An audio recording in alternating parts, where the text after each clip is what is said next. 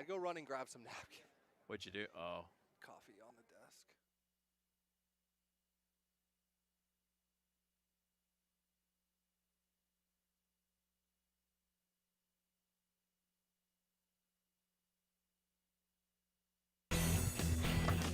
Your Arizona Wildcats are on the air. Joining us from the Timothy Gasson broadcast booth, here is your Wildcat media team.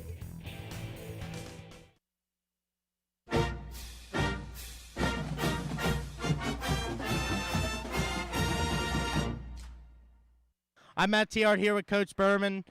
Coach, coming off a long break, back-to-back wins against ASU. How do you want to carry that? How do you want to get going against Minot State? Yeah, we're always trying to build week to week, month to month, and I think we've shown that on a 9-game stretch here. Our success has come from being great defensively. Not giving up 2 goals or more in a game is a huge reason why we've had that stretch. And certainly, you know, without telling them, that's what we're preparing for, is weekends like this. If you're going to beat a team like this, you better play great defensive hockey. And so it's certainly going to be a significant test. It's a really talented team. It's a very deep team. And worse yet, they know how to win. You know, they've won 2 of the last 5 national championships. This is a group that's got a lot of guys with 2 rings in that room. They know how to win. They know how to handle the travel. They're a professional group. And so, absolutely, I think this is a measuring stick. Let's see how we match up against the best of the best. And to carry that over, like you said, they're a nationally recognized program. How do you think you guys match up against them and to carry that over into nationals later this year? Obviously, we feel really good about our goaltending and our defense and where we're at there. I think we match up well in that regard. They're a little bigger in the back end than we are, but we're a little more mobile, I would say, so that's an interesting matchup. Up front, they're a little deeper than us. You know, their third line in particular catches my attention in a matchup term, so we're aware of that. You know, and then you look at Barley, and they got a couple top scorers there. Certainly, guys, we're going to have to be aware of some matchups. We're going to have to be aware of having the last change at home is a good thing. You know, you go into weekends like this a little scared, and it's a good thing. A little nervous, and it's a good thing.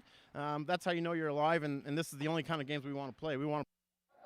Hello, everyone, and welcome in this evening here to the TCC. Tom Callahan, Sebastian Janik here with you. And once again, it is time for Arizona Wildcats hockey. First time in 2022, Sebastian. I don't know that you could start off with a tougher test than the Beavers from Minot State coming in. National champions a couple of years ago, then we didn't have a tournament because of COVID, runner-up in that weird tournament that kind of happened last season, but these guys are really, really good, and this is a stiff test. And all it takes is a look at their roster, a look at their record. This is a team that's consistently be able to produce up and down the lineup. They're 17-2. They've got a top line forward with close to 30 points already on the season. This is going to be an offensive and defensive test for the entirety of the Wildcat lineup tonight. At least they get to play at home, 7:30 tonight and 1 o'clock tomorrow afternoon, but I mean, what's going to be the key for Arizona? I think it's going to be a matter of, you know, guys that maybe have not produced as much as they have hoped to so far this season really stepping up in this 2-game series. You're going to need all 4 lines to be dangerous against this team. You're not going to be able to just rely on a couple guys. And honestly, Anthony Churro in net is going to have a rock-solid night to keep his team in the game, most likely, because I'm talking with Tanner Harris. This team likes to score in bunches. When they get an early lead or they get that 1 goal, that second one's coming pretty soon after it. So it's going to be a matter of Churro and the guys in front of him doing a good job of giving the chance of the offense to score a couple of their own. All right, well, we've already gotten into the national anthem here. We'll step aside briefly, and when we come back, it'll be time to drop the puck here between the Wildcats and the Beavers.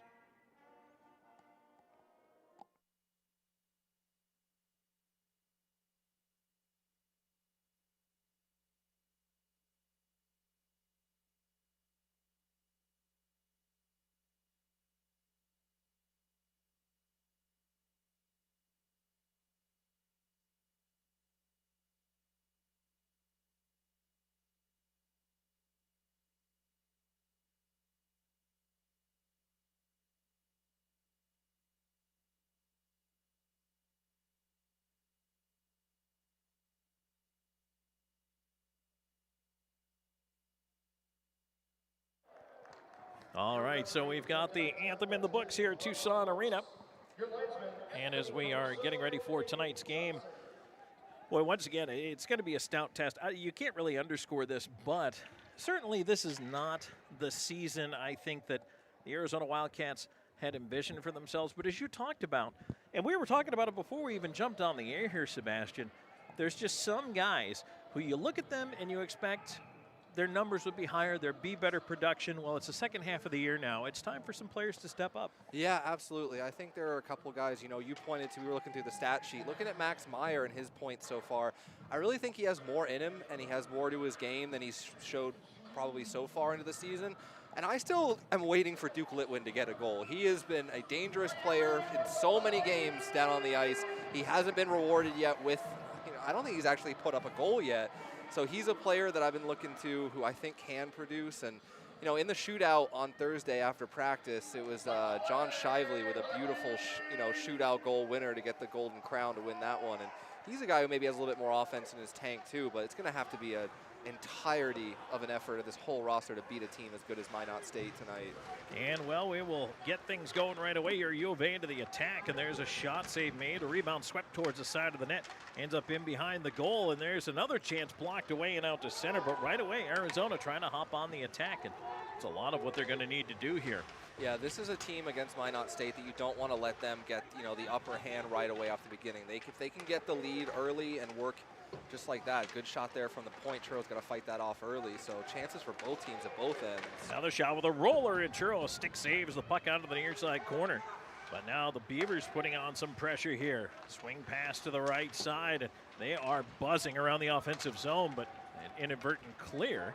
That will give Arizona a break and a chance to change it up here. We are just 1 minute into this hockey game, and already good offensive forays for both sides. Yeah, some very crisp passing there between the two D-men up on the point for Minot State, and we're able to cycle it to some forwards. But yeah, confident, quick passes so far, and it's going to be a nice physical play there along the boards. Jesse Lowell getting in there. That was actually a really nice play as Lowell put the play offside. Just by being physical, bumping the player in over the line just a little bit early, just enough to upset the apple cart. And then Ben Jones was the second part of that tag team effort there up along the board. So 17 and 18 for U of A, asserting some physical presence early. And Jesse Lowell been really a driving force of the offense and physical factor this whole season so far.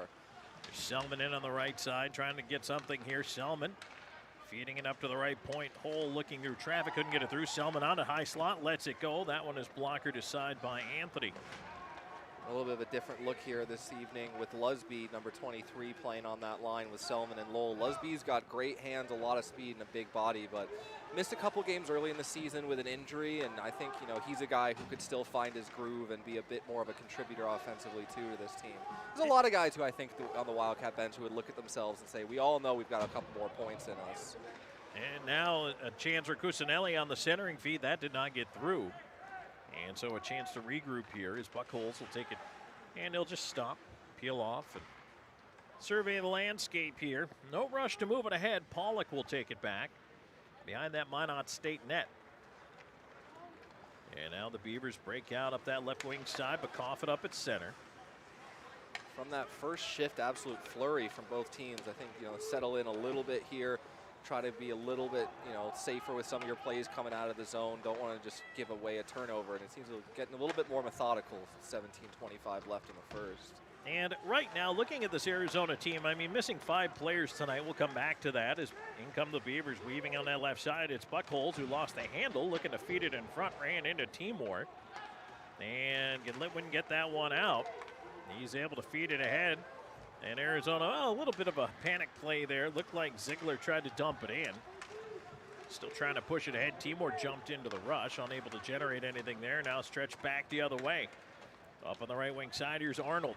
Cutting wide, behind the net, backhand, right through the crease. And that one is swept away to safety down the ice. And I got to think Ziegler's play right there stopped pretty close to an opening goal for Minot State. Ziegler does a good job on the back check, tying up his man out front, making sure there's not that little doorstep tuck.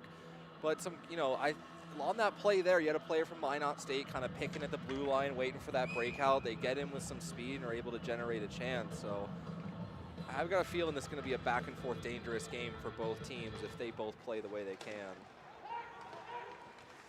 Minot State controlling the face-off. There's a shot that is stopped. And Churro steering the rebounds to the corner. He's always so good with those rebounds. Marquis trying to work his way into the left side and behind the net. Looking to set things up. It's taken away Minot State right back the other way. And I think we can expect to see a lot of that. Both of these teams have speed, not afraid to use it in transition especially, and it can lead to breaks and odd man rushes. Yeah, and at this level in the ACHA, I think that's what a lot of teams rely on. We've seen it a couple times when teams would come into this building, but nice. Marquis here with a great chance down the wing. On the right side and way out aggressively there. Anthony makes the save. Boy, he was completely trusting his defenseman to take away that pass across the ice there, and there was a Wildcat player on that left wing side, but really just super aggressive there by Anthony, but it paid off. Way out on the angle for the shot. Yeah, he came out, cut down that near side post for him, and gave Marquis nothing to look at there, but didn't really have that. And I actually kind of like that play from Marquis too, because we have seen the U of A at times go for those cross seam passes when they just aren't there, and they'll generate a turnover, but Marquis puts a shot on. You never know what can leak through. There's a long shot there that never did reach the net. Plenty of traffic in front, maybe looking for the tip. Instead cleared back down. Could be icing the other way, but it will not get over the line. And instead, the Beavers putting on the pressure now on the Wildcats end of things. Played 4:20 into this opening frame. Scoreless chance there and a save made by Churro. Rebound bouncing at the near side dot. Held in by Minot State. Left side on the Cycleers, Metcalf. Up to the left point. Fed across by Bestel. That one is just sent in behind the net. Churro paddling it away at the side of the goal. Robertson, right half wall, long shot, and that is tipped out of play. We'll get the whistle here. And boy, I tell you what, Minot State does not spend any time standing around. No, if Churro had any concerns that he was going to have a slow, boring evening, those have been squashed very, very, very quickly. 15:50 left here in the first. That last shot, Churro, he gets out, cuts down the angle, and it hits him, but he didn't really look like he knew where that puck went after it hit him. So when you see a goalie looking around after making a save, you got to think, those are the dangerous chances that you worry about. Minot State bringing the heat right away in the first, 5 minutes of this period. Well, right now they continue to be aggressive on the forecheck and force a turnover. Chance in the slot is kicked away to the line, but not out. Arizona still trying to clear. They do bounce it to center. So far, the last minute or so has been all Minot State. Brody Selman with a good bit of pressure there. Lusby just can't skate onto that puck. Now Selman continuing on the forecheck, doing yeoman's work up there. He's keeping Minot State bottled up almost by himself. Yeah, he's given a lot of teams and now turnover and a fall there, but that one is swept away to safety. Boy, that was a hairy moment. Bull trying to turn it the other way. And kudos to Arizona. They're also being aggressive in the neutral zone here. When they see the ability to attack the puck carrier, they're trying to get up on him right away and force a mistake, make something happen. Yeah, if you give a team like Minot time and space, you back off, let them skate into the areas they want to get into, you're going to have a rough night. And I think that's the strategy for the U of A. It's got to be to take away time and space, make them think twice about the passes that might usually be open to them, and force some of those errors that you're going to probably need on the counterattack to get a couple goals here. 6 minutes into this opening frame, scoreless, but not for lack of chances. We have had plenty of tries for both sides so far. Now here's Arizona, 2-on-2. Up the left wing side, Meyer hanging in the slot, and the pass couldn't reach him. Johansson tried to get it to him, but couldn't. Cusinelli swats it away. And now Meyer chasing in the left side. He'll slide it right back down the wall. Sore there. He'll try to leave it off for his D partner, and O'Connor will slow things up.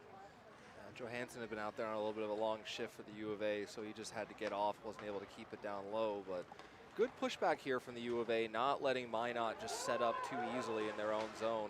Minot might have the best executed breakouts I've seen of any team at this level. Yeah, they look a lot different than some of the other teams we've seen come into this building. I think this is the kind of litmus test that the U of A was, they knew they were going to get tonight. They knew that this is a team that's, won at the highest level. This is the type of team you're going to have to beat to raise that championship trophy. And Minot showing their reputation is not for nothing. They've been dangerous so far in the first 7 minutes, but Churro, rock solid so far. And the defense has done a decent job of giving him looks at the pucks that have gotten through to him. Face off coming up here to the right of Jake Anthony in the Beavers net. Puck trickling into that far side corner. Battle setting up on the wall. Littman trying to keep it over there. Looking for a little bit of help, and now it's cleared away. And big hit in behind the play, but Ham continues on up the right side. Could not get in. Pass Shively, cleared away to center. Arizona trying to hurry. but they can't use the numbers, and nice job by Minot State to get back. Yeah, O'Connor, number 4 there, with a great stick awareness, able to block that pass and stop what looked like a pretty much a 2-on-1 coming into the Minot zone, but both teams have good sticks, breaking up passes, but Minot able to get in here with a chance. And an off-speed pitch, but Churro able to get the body in front of it. That was tipped off the stick of Fisher. Now right back the other way. Led ahead by Marshall. Marshall driving the left side, trying to center, tipped off the back of the net. Marshall tied up, couldn't get to the puck. Flipped off the glass and out, bouncer to center. And that'll be an offside play. At the Wildcats line, not quite 8 minutes gone here in the first period, scoreless. And I'll tell you what, these two teams will be back at it tomorrow afternoon as well in a 1 o'clock matinee start. So if you're in the Tucson viewing area and you want to come down and join us, please do. But no rest for the wicked. These guys, in an interesting trip down, Sebastian, we can talk about that here as we go, but they were supposed to be in Phoenix on Tuesday, practice on Wednesday. They had a game Thursday up there, but instead barely made it down because their flights had been canceled. They had a horrible time just getting out of the northern part of the country with weather and cancellations and everything going on. And half the team ended up in one city, half the team ended up in another city for connectors. They finally all met up in Arizona basically on the day of the game, hopped off the plane, and went to the rink and played. Yep, and they beat GCU 4-0, so they were able to do the pretty quick turnaround off the runway of the airport down to GCU, beat them 4-0. Now they're down here in Tucson for a 2-game stand. U of A will be heading all the way to Minot State at the end of the season for another 2 games. But I just really have to say that this is a team so far watching them that's the most comparable to when the Wildcats have been playing their best hockey so far this season. They're confident with the puck. You know, they're able to find open areas. They don't seem flustered or, just throw in stretch passes in the middle of nowhere for no reason. And speaking with Tanner Harris before this weekend, well, after this play is over, we'll get into that. Oh boy, Churro never saw that good crowd in front of him, but it went wide. Churro looks a little bothered there with the right leg, but we'll keep an eye on him here as it's banked off the boards, and now Arizona trying to get it ahead. Bouncing puck topped over the stick of Lowell. He could not catch up with it, cleared away. Anthony got it all the way out to center, helping his teammates out. Beavers breaking right side. Nice move inside out to the backhand, and just losing control. Maybe one too many moves there for Metcalf, and Churro ends up with it somehow underneath him. Yeah, Metcalf, that was a very confident move in there with the dangle to get in for a shot, but Churro able to stick with him, stays tall, doesn't give him any space.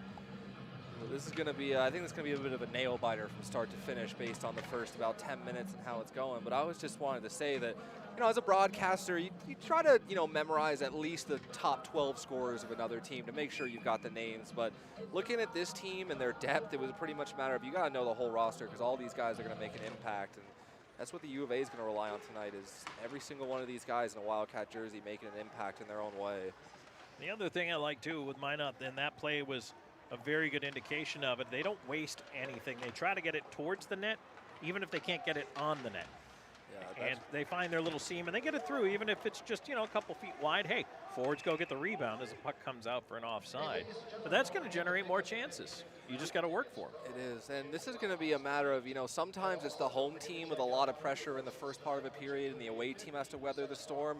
Minot knows, the opponent they're playing tonight is, again, one of the better teams they're going to play, too, and they want to win these games, too. And I think for the U of A, they've had to weather the storm for the first half of the first period so far, but Churro's been good, and there's been some good defensive plays in front of him, but not a lot of pucks in on Anthony on the other end of the ice so far. And right now, there's another one tipped up and wide of Churro. But again, Minot State continuing to push here. There's Navarrete putting it up to the left point. O'Connor across, Soar back across Navarrete on the backhand in front, tipped, and that one could not quite make it to the net. Arizona trying to clear, cannot.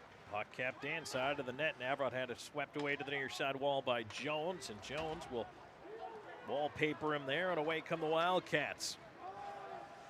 They're going to be glad for a line change here, and unfortunately Lowell can't get that one deep, has it poked away at the blue line, and Minot's going to come right back the other way. Yeah, nice job there. Minot State did not give Lowell. He tried to use the line, ride it for a minute, give himself some time and space, but the defender very astutely didn't continue to back in, pressured him across the line, forced the turnover. Yeah, there was no backing down for that defenseman there, and Jesse Lowell just not able to corral and get it in deep. But, you know, based on how this is going so far, this could turn into a bit of a dump and chase night for U of A, at least for a little bit, to try to establish some rhythm. Just get some pucks in, try to establish a bit of a forecheck. They've been hemmed in their own zone here a good bit in the first half of the first period, so U of A going to have to take a pretty good, you know, eye test of Minot and realize, you know, what they're going to have to do to make this work in their system too. Face-off puck goes right back into the bench area, so we'll do it again. 9:14 to go in the first. Minot State and Arizona, the first of this weekend set. Again, tomorrow's contest is a 1 p.m. start. A little afternoon delight for this Wildcats hockey team. It's going to be a quick turnaround for those legs for these guys. You know, get home at 11, back at the rink at about 11 the next day. So that's one of those times where perhaps if you're the home team, if you're Arizona, you don't mind the quick turnaround because you do get to sleep in your own bed. And you're not traveling anywhere, but, you know, Minot State has been traveling, and as we pointed out a few minutes ago, with some difficulty. yeah, but then you speak with most of these guys who are at this level. They either grew up, you know, playing juniors, playing travel hockey. You know, the travel, I think, gets to some guys maybe more than others, but Minot not looking like a team that just came off a grueling couple of flights over a couple of days. They've looked sharp here. Well, they will try to break out through center, pushing the puck ahead here. Pollock in with a shot blocked by Hedgecote, and then he put him into the glass. Now right back comes Arizona, trying to open things up a little bit here, play with that speed. Driving on the left side, couldn't quite get it through. Now trying to help out in the corner there is Marquis. Ends up Litwin with a wrist shot, and that one just off the blocker of Anthony. Good quick decision there by Litwin to get a puck on net. Almost able to beat Anthony far side. It's probably the most dangerous chance we've seen the U of A have so far in this game. But Litwin, definitely that shot first mentality could pay him dividends. I don't mind that at all. Put pucks on the net. Make the goalie make a save. You never know what's going to happen. And now pinching in from the left point. Yeah, good job there, keeping that puck alive. And a bouncer into the corner. Heck will battle after it. He's the one who kept this play going. Heck with one hand on the stick, almost able to control it. And it's chipped away to center. Now the Beavers break up and quickly a 2-on-1 developing. Nice stick there. Timor in the back end, I think that was. Might have been Shively. Or you're right, Shively's out there Shively, with pardon Fisher, me. but a great composed play to knock that puck down on the pass. Wow, that was a big time defensive play as a long shot finds the mid of Churro.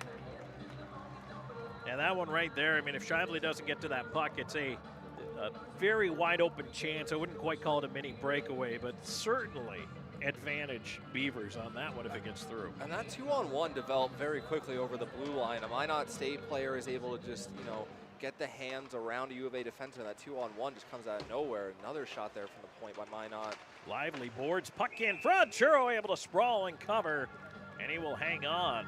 Big stop there, and he's got to freeze those pucks right now. Give his team a chance to reset and make sure they don't. I'm not saying they are scrambly, but you don't want to get that way. No, and Churro is starting off the year in a busy way here right now. And that was a great athletic, you know, recognized by Churro to be able to just sprawl. Ooh, that was a dangerous one. I don't think Churro saw that one either. He just kind of shrugged his shoulder and looked behind him. Good positioning save there. But again, Minot State continuing to bring the heat in this Arizona end of things. Shively trying to tie it up, looking for a little help over there. Selman, he'll flip it out. Down the ice it goes. Good light play there by Selman to make sure he doesn't just hammer it down and draw an icing. You got to think an offensive zone face-off against this Minot State team right now isn't the best idea if you can avoid it. Hull will back up with it into his own end. And right now Jones in no hurry, but you see this two-man forecheck up, and there's a third man at the line. It's making it very difficult for Arizona to move the puck out. Yeah, there's no room through the neutral zone right now. It's going to look like it's going to be hard to skate out of your own zone cleanly unless you create something a little bit confusing, but Minot very aggressive on the forecheck. No icing here as Arizona has to flip it out. Bouncer back down the other way. And they'll have to make some adjustments, will the Wildcats here. It's been a little scrambly. It's been a little bit, you know, trying to hold your own, but Timor with a good burst of speed down the far wing. He's going to bring it up, but couldn't cut through. Nice job again. Aggressive Minot State, their defensemen standing up quickly at that line and disrupting the play. Yeah, they've had some pretty good active sticks, and also when they've needed to, play the body instead of the puck. It's been a good effort so far, but Churro has done all he can to keep his team in the game so far. Churro play this one behind the net for Hedgecoke. Hedgecoke looks for an open seam, but Minot with 3 players in the offensive zone, making it very difficult for a breakout at the moment. Almost seems like there's 6 or 7 black jerseys on the ice. Yeah, I mean, you look up from Hedgecoke's position there, and you've got 3 guys below the blue line. It's hard to find any type of seam that seems safe. And Minot right back with it. Turnover chance in front. Churro the save right in the slot, point blank, but Drew Carter denied. Right now, it's slowly, the ship is tilting towards the way of Minot State. U of A is going to have to bring a little bit of a different strategy, I think, if they're going to continue to weather this storm. Because that's what it feels like at the moment. It feels like they're just trying to weather it at the moment. But that pushback's going to have to come at some point if they're going to be able to establish some pressure in this game. Face off to the left of Churro, controlled by the Wildcats, and they will tip it on out to center.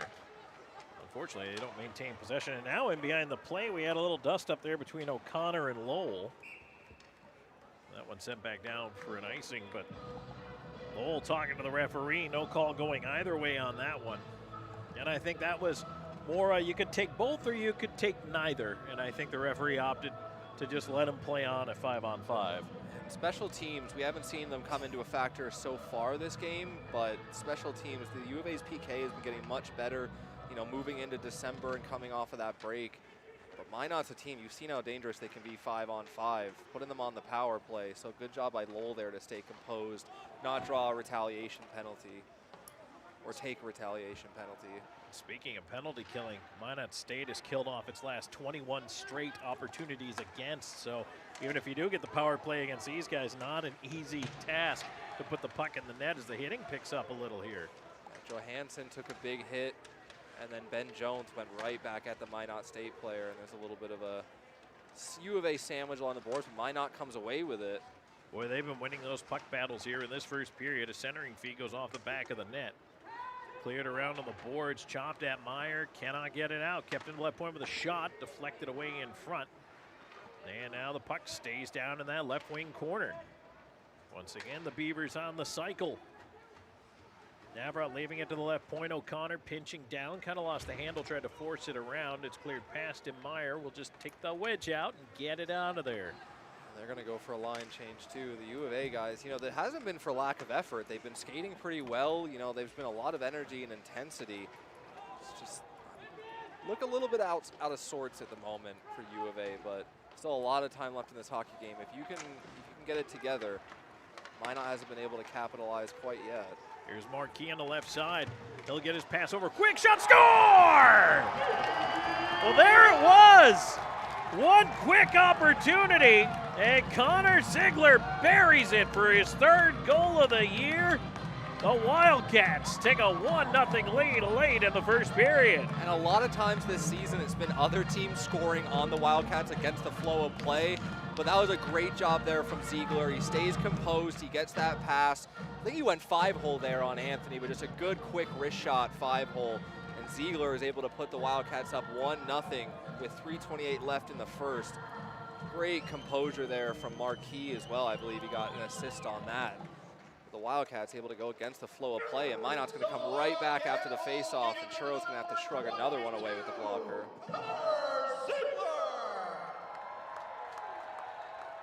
The assist goes to number 12, Matthew Marquis. That's Ziegler from Marquis. Time of your Wildcat goal, 16 minutes, 32 seconds in the first period.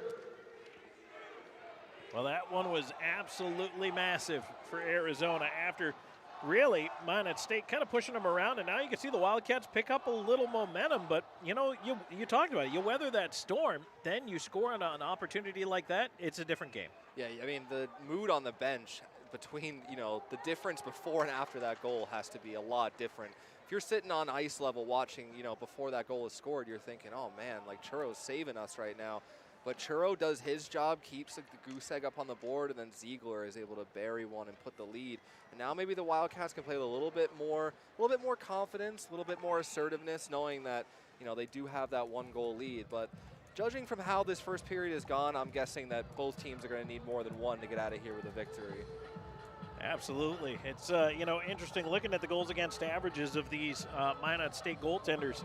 Jake Anthony is the higher of the two at a 1.55. Yeah, that's the higher goals against average. Yeah, his .937 save percentage is second on the team, which is not going to happen to a lot of goalie tandems in the ACHA. But, you know, they've got the first one. They're not going to score a half of a goal, but Minot's going to come right back down to the offensive zone here with a quick outlet pass, but good job by Hedgecote to break that up. Well, and you think about a lot of times we used to say, especially in pro hockey, it's the race to 3. On average, 3 goals will win you a hockey game. It's a little different in the ACHA, but against a talented team like Minot State, if you get to 2, that's pretty darn good. If you do get to 3, that's excellent, but you got to be able to keep the puck out of your own net too. Yeah, anything above 2 is going to bring Anthony's save percentage down there a little bit. It's going to bring his goals against up. So that's what the Wildcats will be looking to do here. But Churro, I think, you know, we definitely mention him in almost every pregame because he is such a big component to this team winning. And he's got to, you know, I will never say the first star in the first period, but I really think without Churro, without a goalie like Churro, that for this first period, Wildcats are probably not giving up none. Face off to the right of Churro. It's sent behind the net, but quickly over after it. There's Henry, and he lost the handle, so now Arizona at least able to clear it out. Now pressure, Marquis trying to step up. That forces the puck back down the ice, and an icing call here against the Beavers. So Arizona will pick up an offensive zone draw. And nice to see Marquis getting involved in the play. You know, a hard work and hustle kind of player. Nice to see he got an assist on the goal, and notice number 12 a lot here in the first period so far. Yeah, Marquis has definitely been probably one of the more assertive, dominant players for the U of A so far in terms of puck possession, able to get turnovers. Good pass there. The rolling puck on that draw win. The shot was blocked behind the net. Chopped in front. Marquis couldn't quite get to it. Marshall, Marquis both working on the wall, trying to keep the puck in, tipped to the line. And Arizona has to chase a bouncer back, and now Shively has to back up into a defensive position. Litwin with a good back check there. Yeah, absolutely. And now once again, pushing up as Marshall. He's all by himself, though, so he's got a chip in charge. While Anthony out to handle it away from him. Yeah, Marquis and Marshall, you know, 2 parts of that 10, 11, 12 line. Josephson not in the lineup this evening, but yeah, Marquis, a hard-working player, gets rewarded there, but a good shot from the point by Minot. Churro's got to find another. The blocker has been used a lot in this first period. Arizona trying to get out of the zone here. Boy, they left without the puck, and there's a shot glove save Churro again. And that chance from the slot flagged down by the left mitt, but it looked like the Wildcats were trying to get out of the zone before they cleared it. And good thing they have a goaltender who can bail them out. Yeah, Lusby tries to bank that one off the boards around the Minot player, tries to get it out that way, not able to do so, and that comes right to the slot for a nice one-timer, but Churro on the point again. I hope whatever they got Churro for Christmas on this team, it was worth it, because he is rewarding them right now. You may need new pads. There's a chance in front, a puck loose in the goal crease, scramble, there's a shot, goal won't count.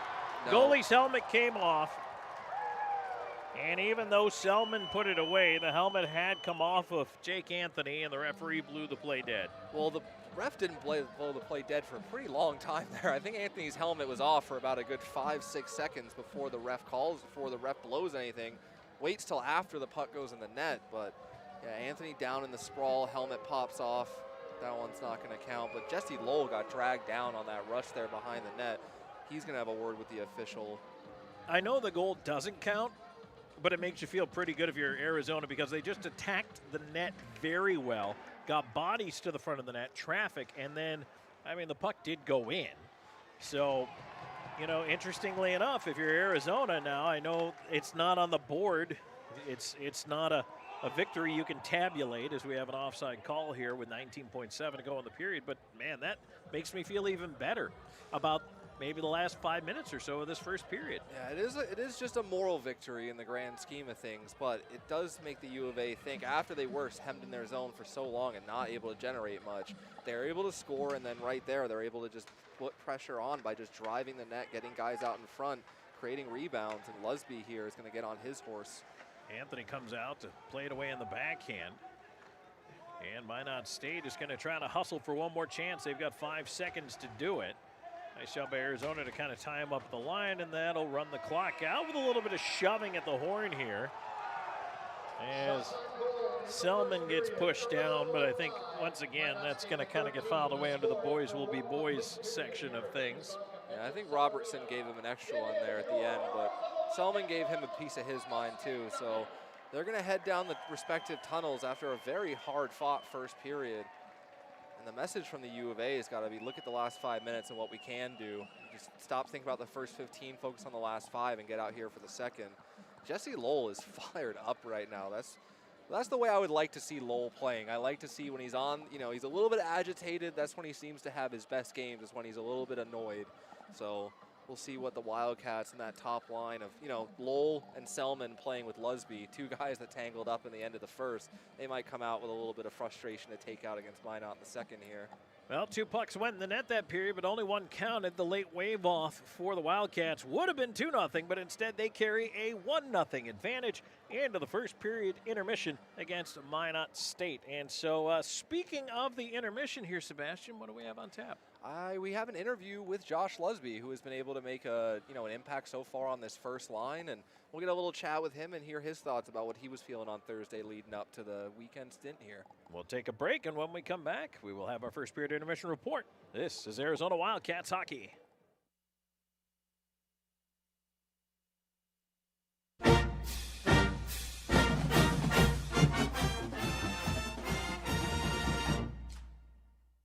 How's it going? I'm Sebastian Janik here with Josh Lusby. You weren't able to draw into the first couple of games of the year with an injury you were battling, but lately you've come in and made a pretty big impact, especially, looking at you when you're playing with Litwin, using your size to help some guys gain speed down the wings. What are you kind of looking to against Minot State to carry into and, bring your game, since you haven't had as long of, a tune-up as some other guys? Yeah, I think most importantly just get back in the flow of things. Missed, I think, 10 games there in the first half of the year with a hand injury, so felt good when I came back against ASU that last weekend and hope to keep it rolling this weekend. And, a team like Minot, one of the guys that you're looking to beat to kind of show that you do have what it takes to, win in nationals. What do these type of games mean to you as a player and for the team? Oh, they're huge. I mean, it's a good benchmark test to see where we're at going in the national tournament. These are the teams we're going to have to beat when we get there, so it's a great opportunity for us to see where we're at. Awesome. Thanks so much, Josh. Because of Eller, I've had once-in-a-lifetime opportunities. I've learned to step outside of my comfort zone. Eller has given me a platform to bridge my technical skills into managerial skills. Because of Eller, I've grown my professional network. Because of Eller, I am more passionate about my goals. I've met amazing people. Because of Eller, I have endless opportunities. I am more involved in my community. I've been able to enhance my public speaking, which led me to get my internship this summer. I've started taking more initiative in my life. Because of Eller, I have a home here at the U of A. I'm Javier. I'm Vikas. I'm Sariska. I'm Natalie. I'm Itzel. I'm Daniel. I'm Javier. I am Paola. I'm Brent. I'm Katia. I'm Jason. I'm Sean. I am Vedashri. I'm Jennifer. I am Eller.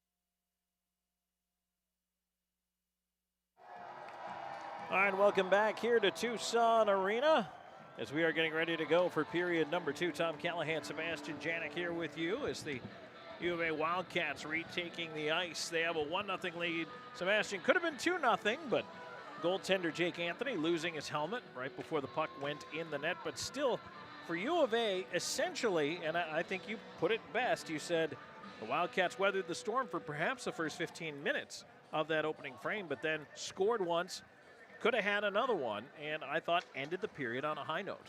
Yeah, I think they were a little bit scrambly in those first 15 minutes. I'm not sure if it's nerves playing against a team like Minot State where you know how big these games are, or just adjusting to it. You know, they've been off the ice for a little while here. This is the first time back in a game situation since, you know, the first 2 weeks of December. So there was some time off, guys away from the holidays, so maybe got to shake it off a little bit of that rust, but I think they were able to calm down, just play the pucks a little bit smarter, not get so flustered in their own zone, but keeping an eye on this Minot State forecheck in the second period. It's going to be interesting to see how the U of A can adapt. And the game definitely intense so far, but not getting chippy out of hand. I mean, we've seen some of the usual coming together of opposing players, but I wonder how the intensity will go here in the second.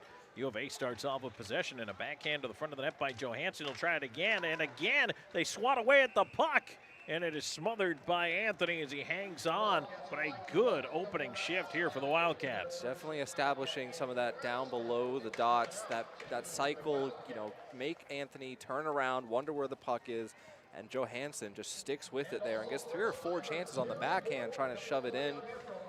But a good job there from the U of A to come out with an assertive shift in the, in the second period here.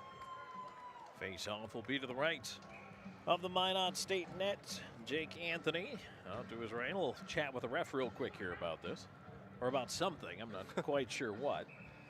I'm sure they're just discussing their weekend plans on Sunday, most likely.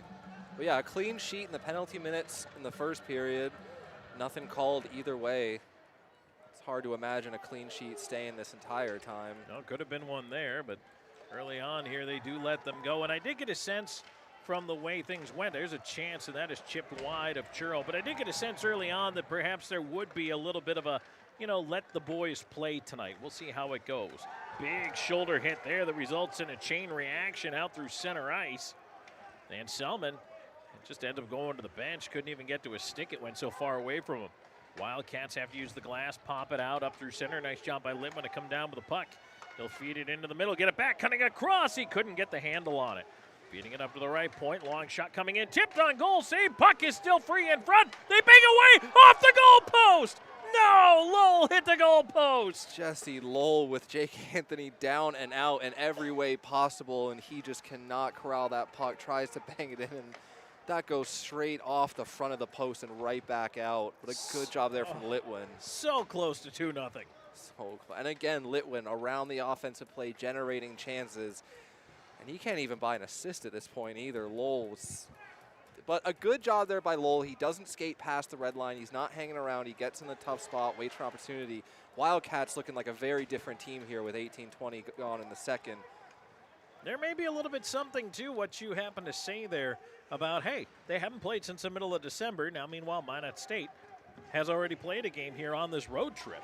Yeah, I feel a little bit rusty being back in the booth after a little while. I don't even feel as confident just doing this part of the job. So for these guys, it's got to feel a little bit odd in those first 20 minutes. Getting back in a game situation. You can practice as much as you want, but it's very hard to replicate this type of intensity, especially against a team like Minot. Right now, the Wildcats will go back to setting it up as we are 2:15 into the second period. 1-0 Arizona and a goal post from Jesse Lowell.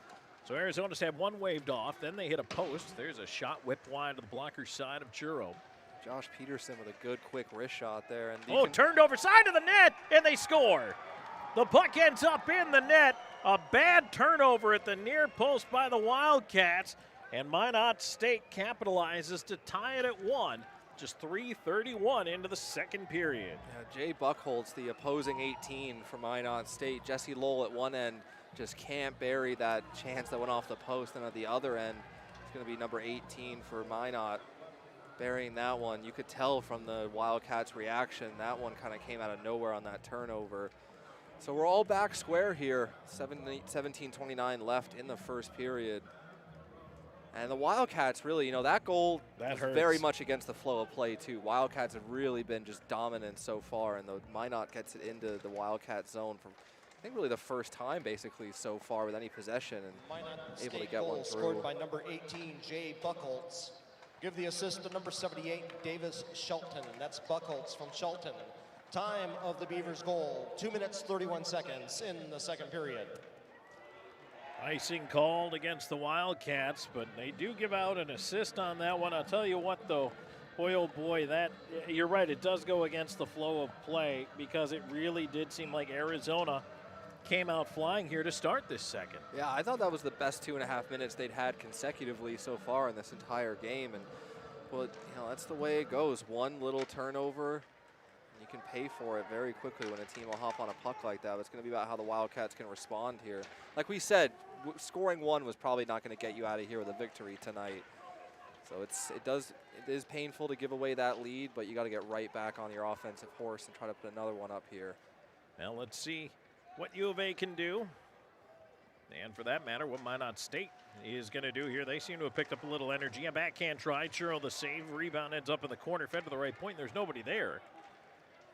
And so that's going to allow the Wildcats at least a partial change and to clear the pressure. O'Connor there for Minot, the defenseman, he left his point spot, drifted into the middle looking for a one-timer. They try to get the outlet to the point. He's not there, but that was a defenseman looking to get into an offensive zone very quickly, and Minot right back up with it. Quickly in, there's a chance on the left side. Churro, stick save, rebound is swatted away by Timor.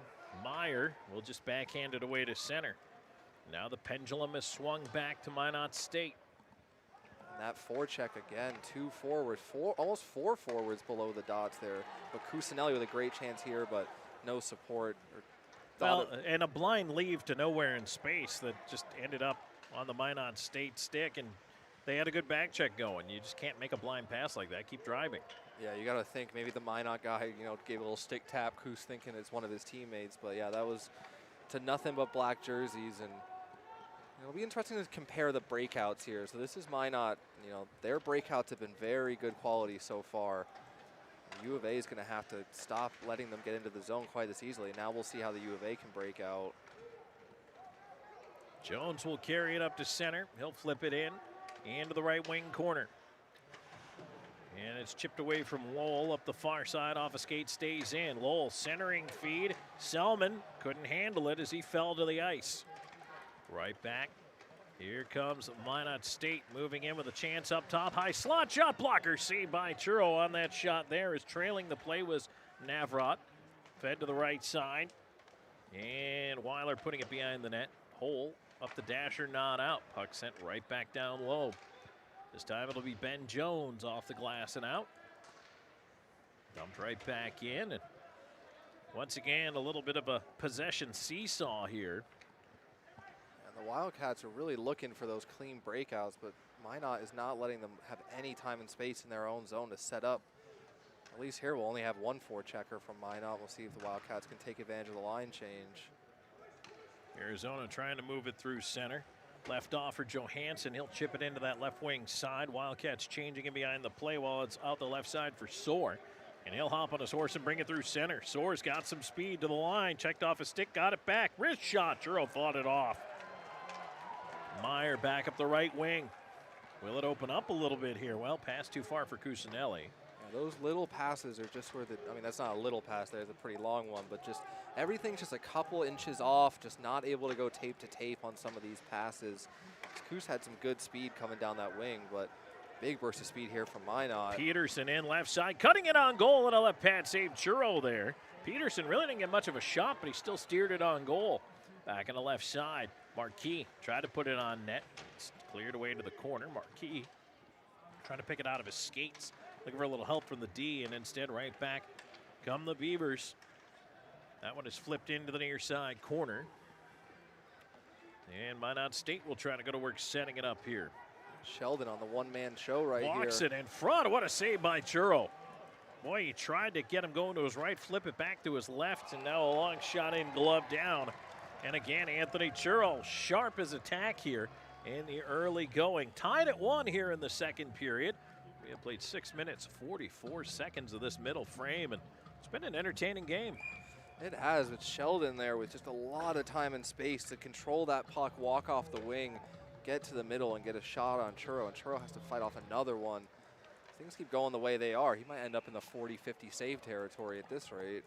Well, you certainly hope not, especially with another game tomorrow afternoon. And, of course, both teams have very capable goaltenders on the bench here this evening. And I would imagine Minot State probably comes back. They're probably alternating on this road trip.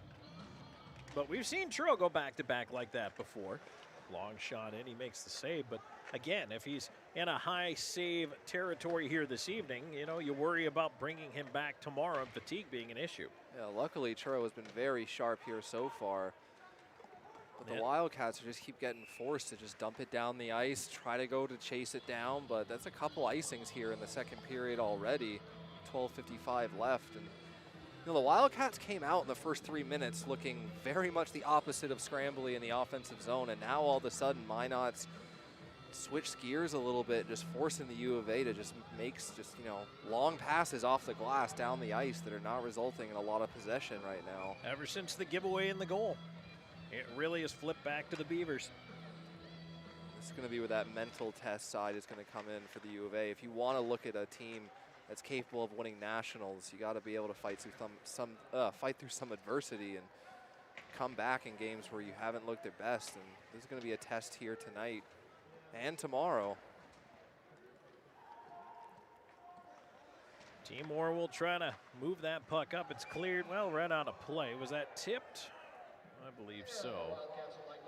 They get a freebie up there in the section 104. And again there, Wildcats forced to just try to dump it out off the boards. That one caroms out of play, but. And you're right, Minot State continues to be quick on that forecheck and aggressive, and they're bottling it up. So what they're doing is forcing quick decisions, and there's not a lot of open choices if you're a defender or even a wing maybe trying to come down and help out on that breakout for Arizona. They've got to find a way to beat that big forecheck. Yeah, with the way, you know, Minot knows where their guys are, they're able to, you know, get passes into spaces where they know they're going to have support, but Minot here again. First penalty of the game will go against the Wildcats. Once we get the touch here, extra man is on for Minot State. They'll go to work setting it up, 6-on-5. Puck on the right wing, and that'll be touched by Marshall, but we're going to get the call here.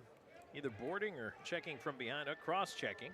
We Fritz going to the box for the U of A on that cross-checking call. So now you want to talk about weathering the 5-on-5 storm. We're going to get a 2 minutes of power play storm here for Minot State. It's going to be up to the U of A to make sure that they can hold off against this with 12:03 left in the second. It is the first power play of the game for either side. And so our first look at special teams here. And the PK for the U of A has been getting much better as the season's gone on, the system's evolved. We'll see how that system is working here against this Minot State group. So Fritz into the box for the cross-checking call. And Arizona, nice job to force that play back out to center. Boy, Selman is all over the place. And another nice poke check there. That one from Chris Hole. Matthew Hole. Or Matthew Hole, sorry. Chris Hole. I'll just assign people new names from time to time. Don't worry about it.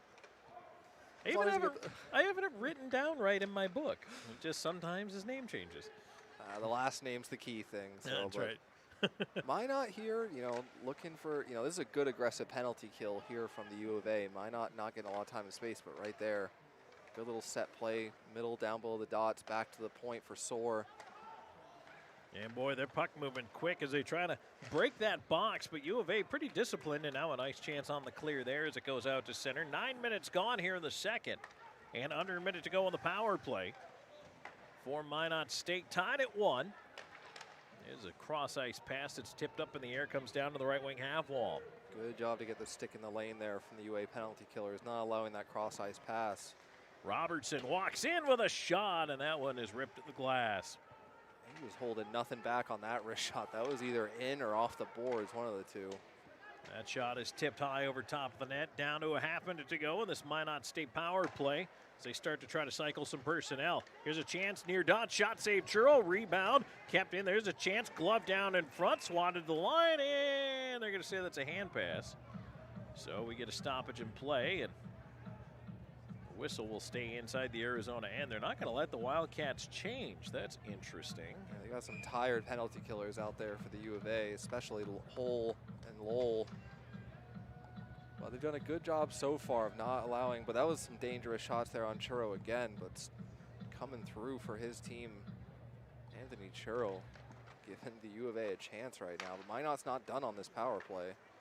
No, they still have some time to work with here, 15 seconds and counting. Game tied at 1, and we are approaching the halfway mark. And, well, now we're going to have the call going the other way. And now U of A will have 6 seconds of 4-on-4 and then a power play of its own. A lot of conversations going down here on the ice already with 10 minutes left in the second. Sheldon into the box there for cross-checking. And a good job there from the combination of Jones and Hull down low. They keep that puck pinned against the boards. They get into a battle. Minot State trying to get that puck loose, takes the cross-checking penalty, and this is going to be a huge opportunity for the Wildcats on the power play. Do want to mention, we brought it up in the first period, and I didn't know if we get a chance to use this stat or not, but Minot State has killed off its last 21 consecutive shorthanded chances against. 2 minutes for cross-checking. Time of that penalty, 9 minutes, 52 seconds in the second period. And it puts your Wildcats on a Hogan Transportation power play. And so the Wildcats will set it up as they now have the 5-on-4 advantage. They'll work it up through center with a stretch pass on the right side. That is tipped in. Anthony out to handle it behind the net. Flings it right back up that far glass. Timor able to at least shovel it along over there. Johansson in that right side corner tied up. Looking for a little bit of support. O'Connor had the arm fully draped around about all of Johansson, but whistles stay down, stay in the pockets. Timor here on the forecheck, trying to get it out. Johansson in support, finally out to Timor. And now to the left side, here's Cusinelli to the half wall, feeding it back up top. Shot through traffic, did not get through, blocked in front and cleared. Nice job getting in the way of that one by O'Connor. And the Wildcats will change up the power play unit. 49 seconds to go in the man advantage. 8:55 and rolling here in the second, tied at 1. It's definitely the most time the Wildcats have had to set up in their own zone all game. And this is where you got to make those breakouts count. And again, just a little pass that doesn't quite settle. Minot's going to hammer this one into the U of A zone. Well, and for as aggressive as they are on the 5-on-5 forecheck, they're very patient on the penalty kill, just waiting. They'll let you set it, and there's another penalty going the other way as Fisher's going to go into the box. I think we're going to start to see the calls coming now back and forth, so that'll short circuit the remaining 21 seconds of power play for the Wildcats, and eventually Minot State will end up with its second chance of the night. I think Fisher's going to go for roughing there. Minot State player goes to make a quick turn as Fisher puts the body into him. I think the Minot State player is just a little bit off balance, goes into the boards hard. The ref's going to call that one. So we'll see how tight they keep it with all the extra little extracurriculars that can go on outside of the play. I think that was a boarding call, but we'll check here. Yeah, I think it was. Ryan Fisher, 2 minutes for boarding. Time of that penalty, 11 minutes, 31 seconds in the second period. So 4-on-4, here's Meyer driving the net shot. Oh, what a save in front by the left pad of Anthony as he took it away. What a stop there on Marshall. Great job there from Meyer to generate that chance. And Marshall, I don't think he got a stick on it. I think he might got a skate on it. But great chance there. But now Minot back on the power play. Chance in front, and the save made by Churro, and the puck cleared out and down the ice. Boy, Minot State had a couple of good looks on the power play the first time. They'll continue to push back in. High slot shot, Churro save, rebound sitting side of the net. And it's still there. They jam away for it. It ends up in the corner, still not out of trouble. Bull trying to move it along.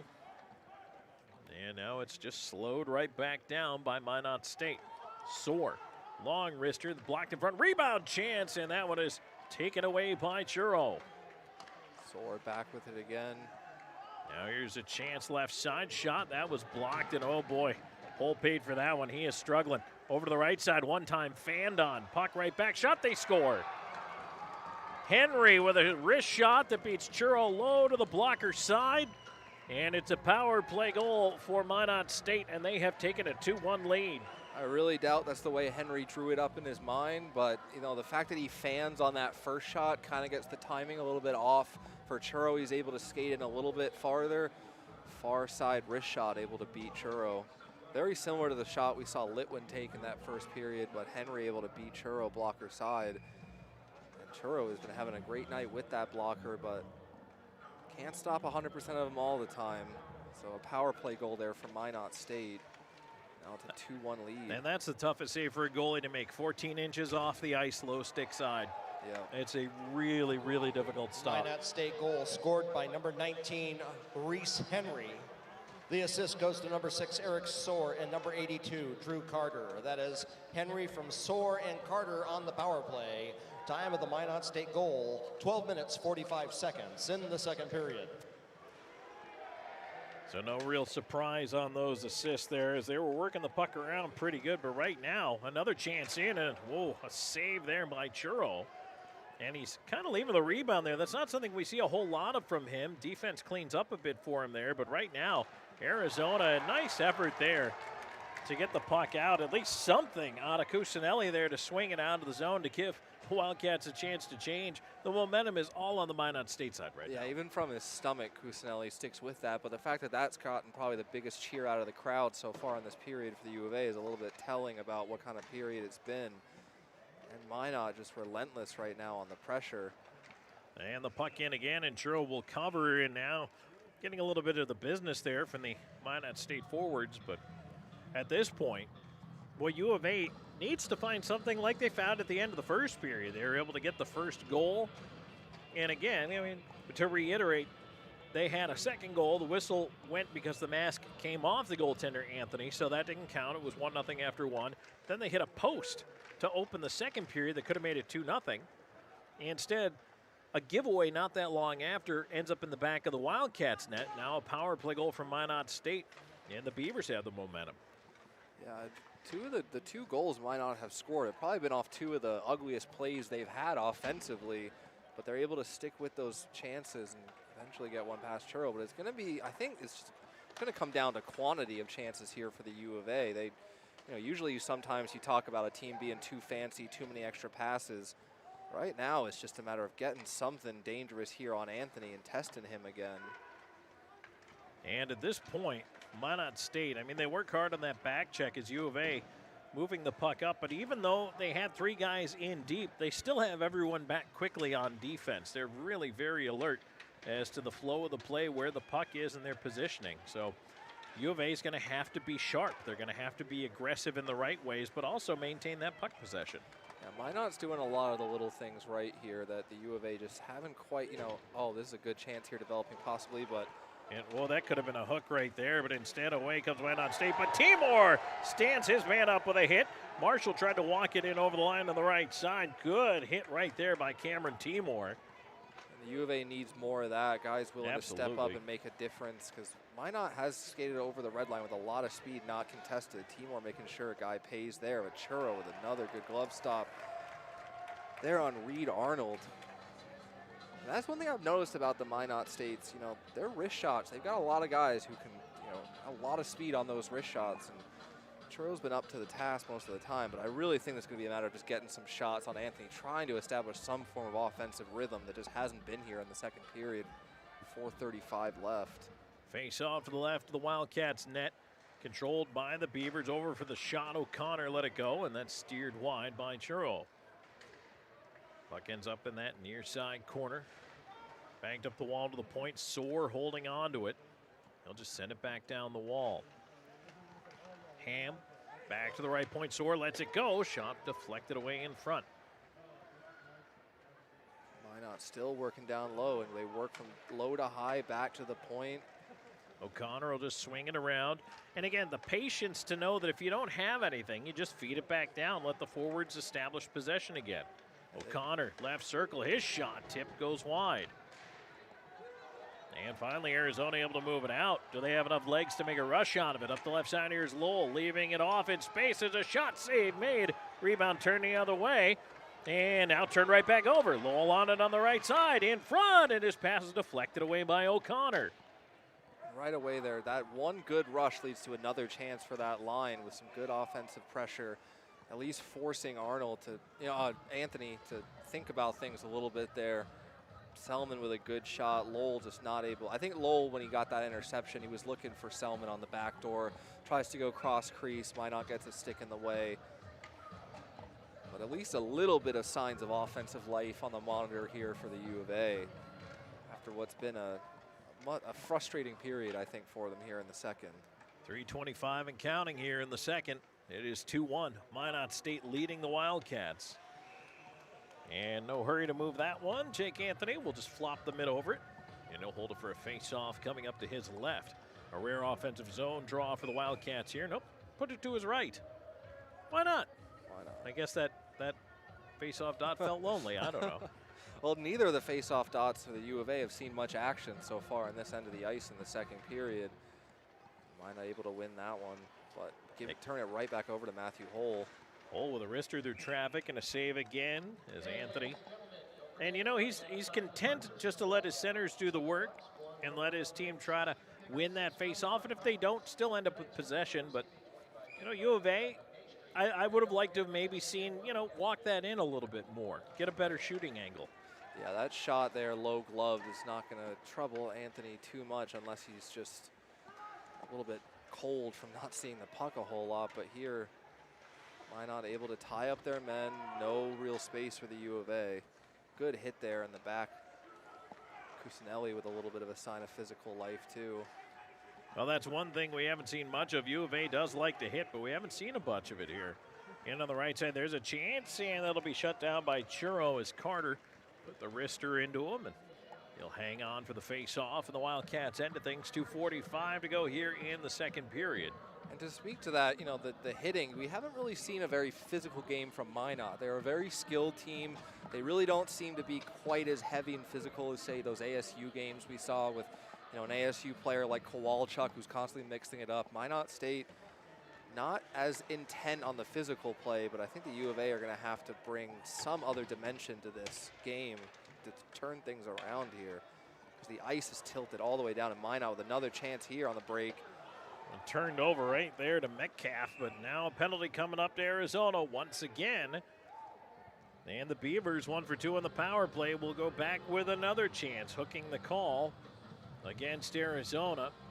And Metcalf with no hesitation, he pounces on that puck after the U of A player loses the handle on it, gets in, creates a chance, and draws a penalty. So with 2:27 left in the second, Minot State up 2-1 and going back on the power play. Fisher back into the box.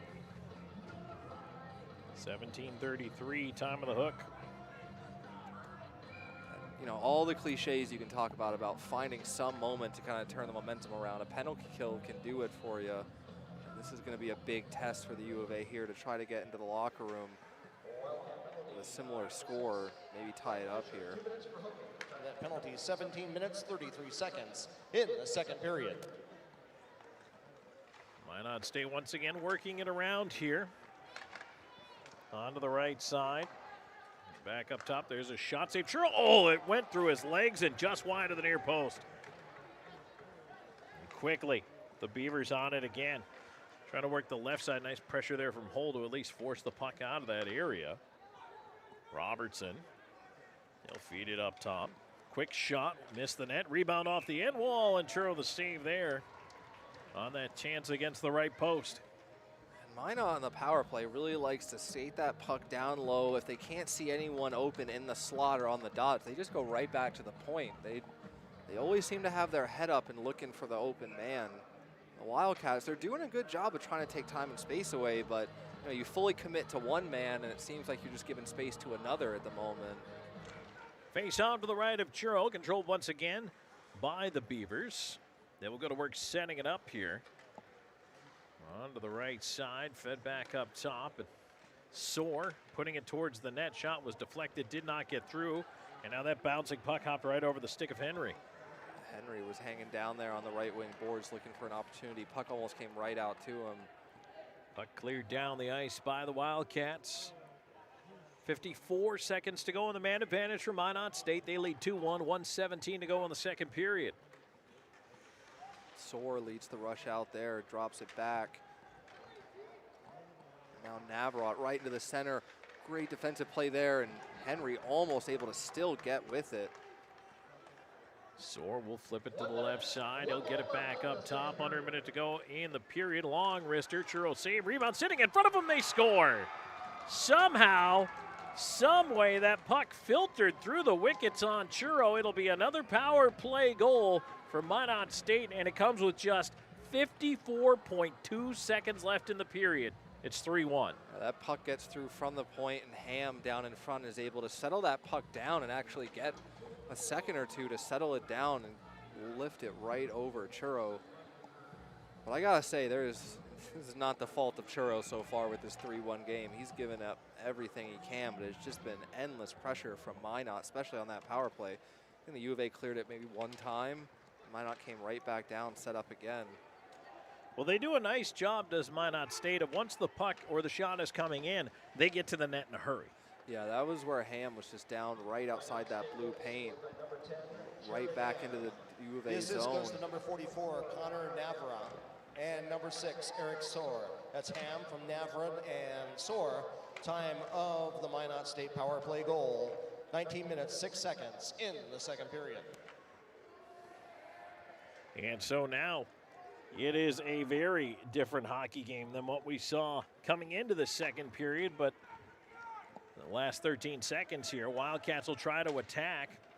They'll flip this one in. And again, Minot State sending it around the glass. There's nobody backing that one up, so down the ice it goes, and that'll do it for the period. Yeah, Anthony with no problem there, just hold on to it, bleeding out the rest of the period. And boy, that's a tough one for the Wildcats. They came out, and Sebastian, they had such a great start to the period. They really did. They hit the goal post. They had a lot of pressure to start, but then that giveaway that ends up in the back of the net, and it was really the first mistake they've made in such a major way, but of course, that's the one that bites you, and ever since then, it was almost like that was the alarm clock for Minot State in the second period. It woke them up. Yeah, the first couple shifts, the U of A were in the offensive zone, generating chances. Jesse Lowell gets so close to burying one. But after that, it just went back all the way to Minot State's favor. The ice tilting very hard in favor for them. In all the games we've called here at the TCC, I think this is by far the toughest challenge the U of A had to step up to so far this season. It's going to be a big test, not only tonight, but when they got to come back and do it right again tomorrow at 1 p.m. And so 2 periods of play in the books here at Tucson Arena. It's 3-1, Minot State leading your Arizona Wildcats. We'll come back with our second intermission report in just a moment. This is Arizona Wildcats hockey.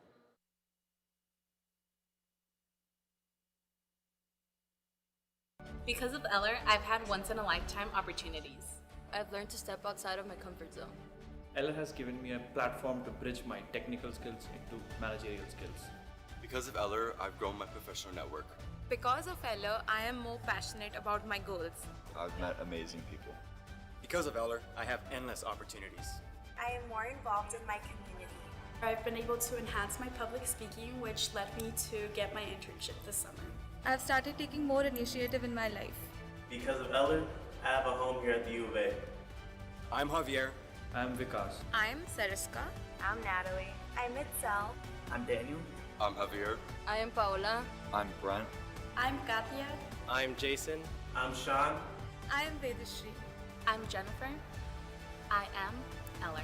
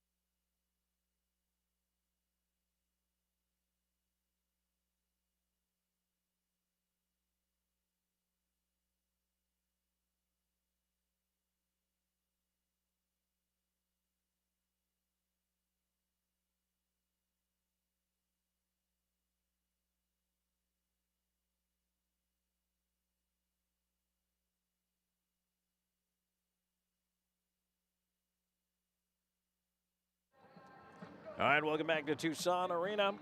Tom Callahan, Sebastian Janik here with you as we are getting set for period number 3. And it's a 3-1 Minot State lead over the Arizona Wildcats.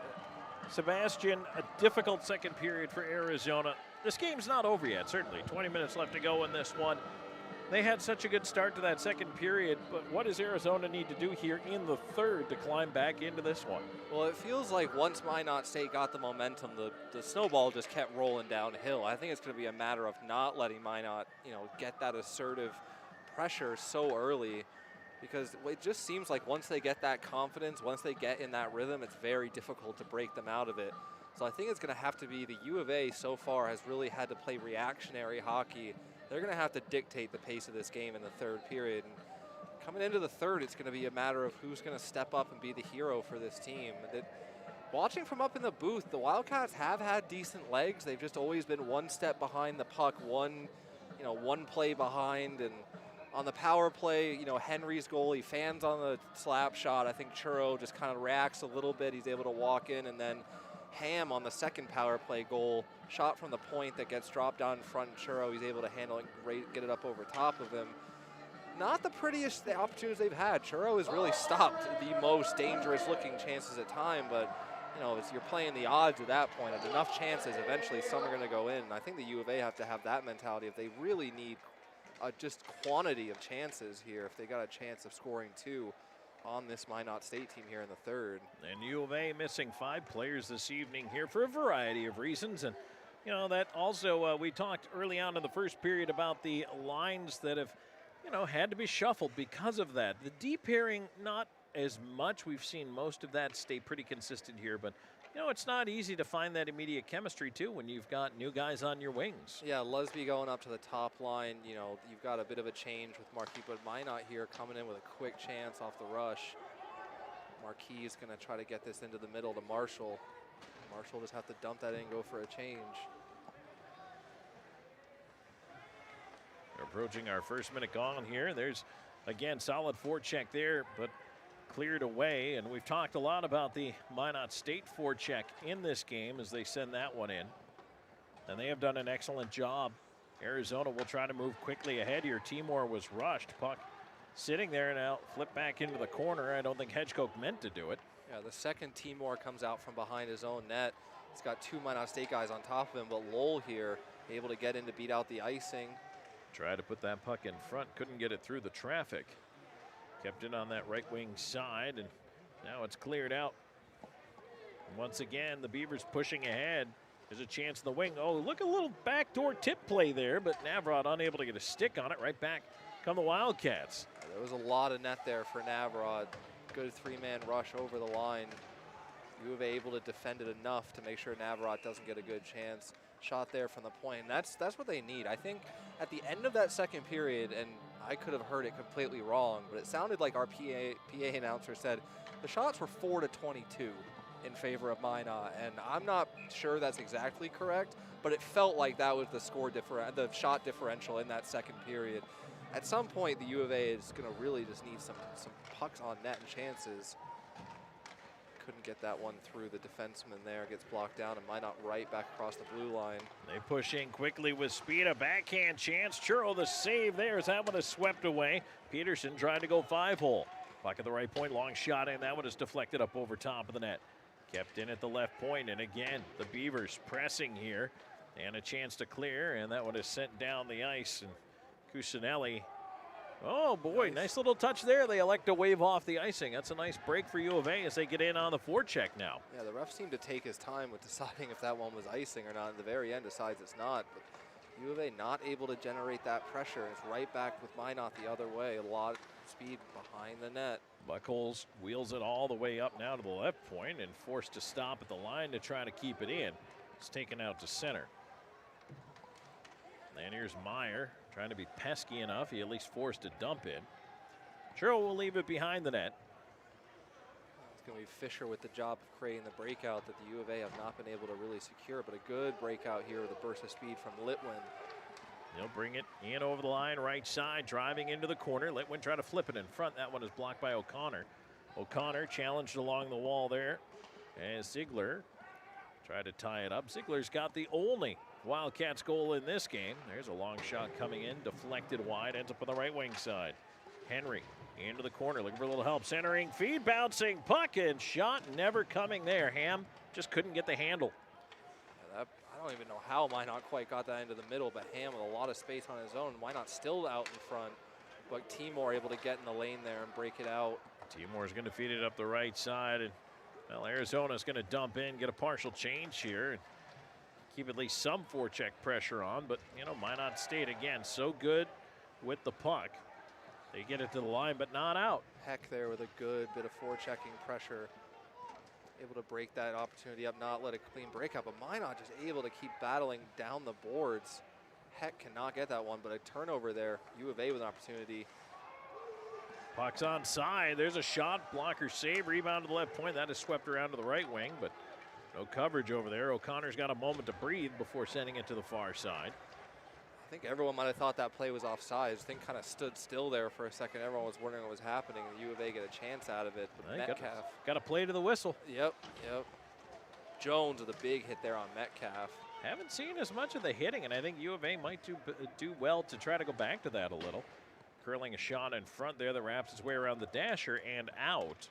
Well, with 15:27 left, every second that ticks down is one less opportunity. And the Wildcats have not quite been hemmed in as much as they have. They've had a couple opportunities, but still Anthony not being tested as much as you really need to get him tested. And so once again, Minot State trying to walk in, looking for a backdoor feed there. It's cut off, but the puck ends up at the side of the net. Chance in front, that's bounced away, but not out. Kept in at the left point. And Jerome had his shot pinball out. He went back for it, sends a bouncer to the far side, and now poked ahead. Chance for the Wildcats, back in front shot. Selman is shut down to the doorstep. Lusby and Selman, they were just so close to one another. I don't think they were quite sure which guy should take the shot. Lusby tries to get it over to Selman, just can't get that one pass, but a great offensive opportunity there on the rush. That was a good one for the Wildcats, probably their best chance in quite some time here. Right back though, Minot State trying to push in. As that rush led by Carter, but he was all up by himself. At least managed to get it behind the net. 5:40 gone in the third, 3-1. Beavers in the lead. They maintain possession in the Wildcat zone. Shively in a good battle there, 2-on-1, able to win it, but has to just put it down the boards right to the Minot State defenseman. Puck leaks in behind the net. Now it's swept to that left side. Shively again on it. He'll scoop it off the glass and get it out of the zone. Arizona trying to change up the personnel, and it'll just be held by Churro. It is taking a lot of energy for both teams, certainly, to play this way, but Minot State, you know, they like to be aggressive. They like to use that speed. The Wildcats do too, but again, just trying to figure out a way to kind of reroute themselves around that forecheck is really going to be the biggest challenge they have. Yeah, and coming into the game tomorrow, it's going to have to be an adjustment on the U of A's part. I think whatever Minot is doing, it is working, and it's going to be up to the U of A to adapt, because doing a lot of the same thing over and over, I don't think is gonna be the plan to beat Minot here. It's gonna have to come from a change at some point. And there are a couple players for the U of A that we've been so used to seeing with great possession plays, like Timor or Selman or Lowell, and these guys just seem like they just have no space tonight to usually show off the skills that you usually see from them. Puck is right now in behind that Arizona net. Minot State holding on O'Connor, feeding it onto the left wing side. A pass pinballs back up top. O'Connor fakes a shot, feeds it right side. Soar in, tipped down low, and it missed the net. Hedgecote tied up his man on the back door. That was a dangerous looking play there, and good job from Timor in support.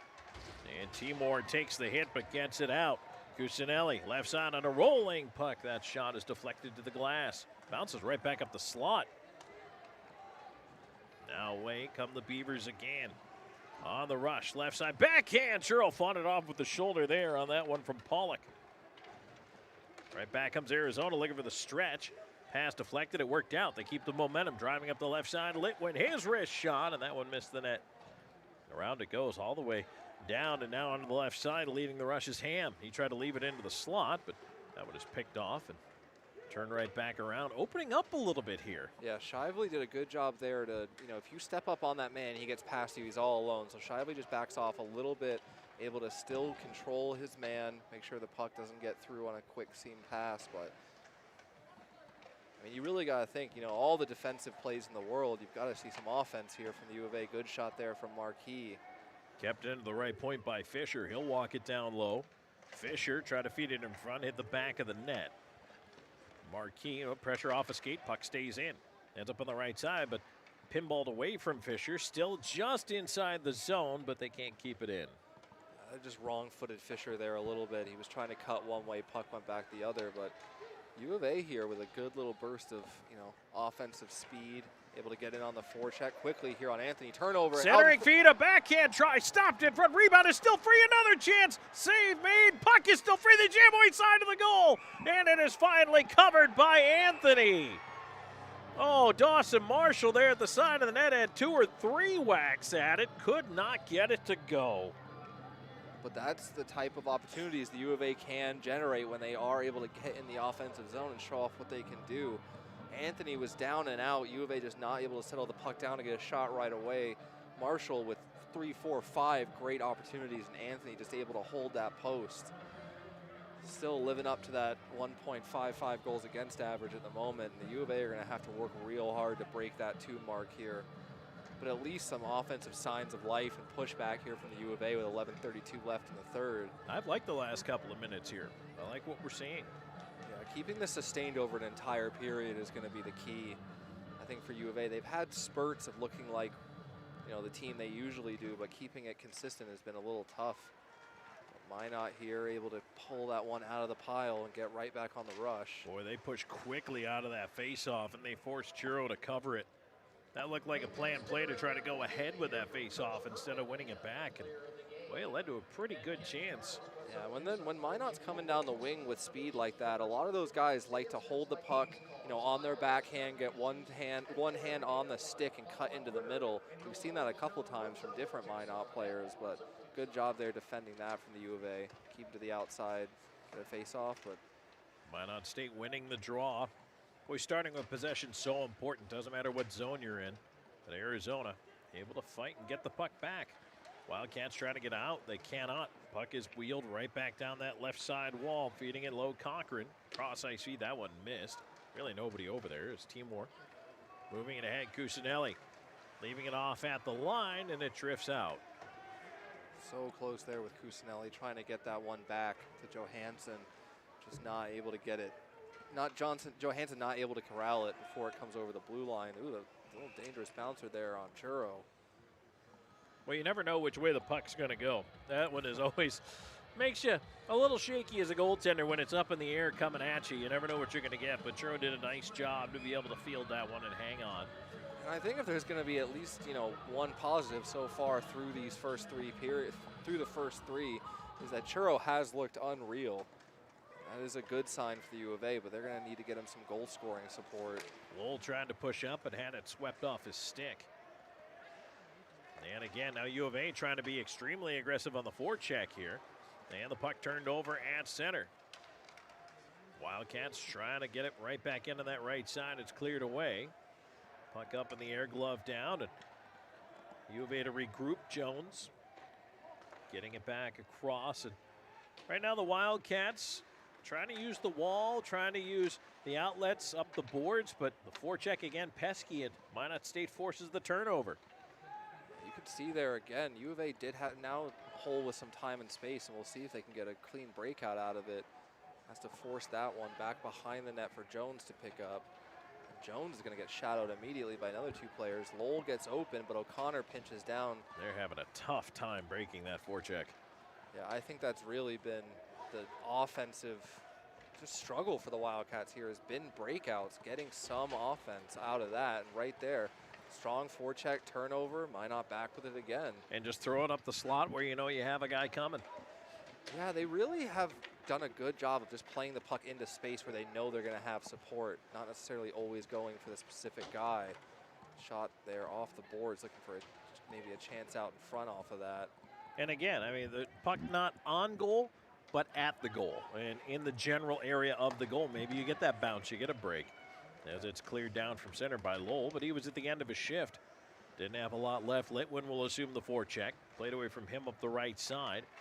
And now the Beavers try to push up with speed, but the pass was errant. And Arizona back, and they've got a chance here in the right wing. Marquis moving in, try to feed it across. Pass is deflected. There's a good chance there for Marquis. Tries to go back to his, not sure, I think it was Ziegler who was maybe coming down that wing again. The same kind of connection we saw in the first goal for the Wildcats, but the Minot State defenseman lays out, gets the stick in the lane. Pass not able to get elevated over to Ziegler, and at least we're going to see an offensive zone face-off here from the U of A. If they're able to, win this face-off and get some possession, when they have had possession, they've been dangerous and they've been able to challenge Anthony. It's just not been a lot of chances. And here, tied up off the face-off. Ham tries to get it over, gets blocked down in neutral ice. And once again, Minot State not really in a hurry to do a lot of things, but they do end up then, in a battle on the wall. And if U of A starts to press those battles, starts winning those puck battles, and there's still 8:21 left to go in this hockey game. It's only a 2-goal deficit. But a lot can happen in a hurry as that one is cleared into the penalty box area. I mean, we've seen with the, the post that was hit, the goal that was waved off, the offense is there. The Wildcats have got it in them. It's just a matter of putting on some consistent pressure, forcing Minot to make some mistakes. I think that's really the thing I've noticed, that Minot hasn't really made many mistakes because they haven't been forced to. They've been able to play a pretty calm game the way they wanted to. It's going to be up to the U of A to throw them off their rhythm, whether it be tonight or tomorrow. Face off to the left of that Minot State net is cleared out, but sent right back in. Nice job there, even though it's falling down. Shively got it in, just didn't get it too deep. Wildcats on the regroup. Here's Fisher in on the right side. And the U of A chant goes up here at the Tucson Arena. Now a chance in front, shot goes wide, ends up in the far side corner. And Arizona trying to put the pressure on themselves now here. Timor will switch with Fisher, ends up in the right side, and a centering feed by Selman did not get through. He'll feed it behind the net. Lowell trying to battle for it back there. Needs a little bit of help. Lusby into that pile as well, and now it's poked free on the near side, but that works out for the Beavers as they're able to move it ahead. Talk about not having much puck luck there. That puck just trickles out right to a Minot defenseman, but Selman with a good chance here over the line. Big right pad saved by Anthony on that wrister, and the puck bounced out. Timor backing up with it into his own end. Onto the right wing side, Lowell, cross ice feed. And there's a chance, shot high over top of that by Johansson. Big rebound side of the net. Anthony the save, and he'll hang on as Cusinelli had a good chance there, and the Wildcats are starting to find some chances here. That was a great connection between Lowell and Johansson. Lowell just feathers that puck, elevates it, gets it over the Minot State defenseman's stick.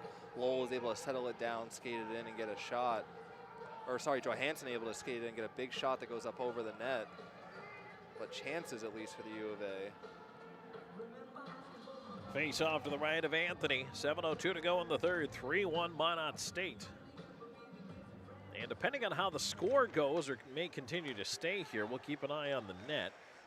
Certainly a little early for Churro to make an exit. Timor looking for a backdoor feed. That one did not connect. Meyer was tied up with his man, not able to receive that pass. Timor with a big hit at center. He paid for it, but at least he jarred the puck loose. I think just that's the kind of life this U of A team needs out of a guy like Timor, throwing that big hit in center ice. He's had one so far, another good one there. Cusinelli got knocked down, maybe looking for a little bit of an interference call, and now he'll take a run into Minot State player. Boy, Arizona cannot afford to get frustrated here. Offside, whistled down. And there's Cusinelli running into a Minot State player, and now we have a little bit of a fracas in front of the Arizona bench. Yeah, for what's been a very, very tame game when it comes to after the whistle kind of stuff, it's going to pop off here. Both teams will give a little good night to one another before seeing each other tomorrow afternoon, 1 p.m. here back at the Tucson Arena. And again, certainly there is frustration.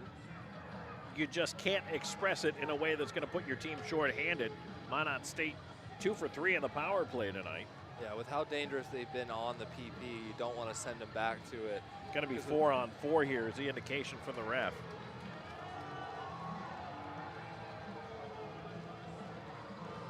It's going to be Coos and O'Connor going to the boxes for each one of their teams.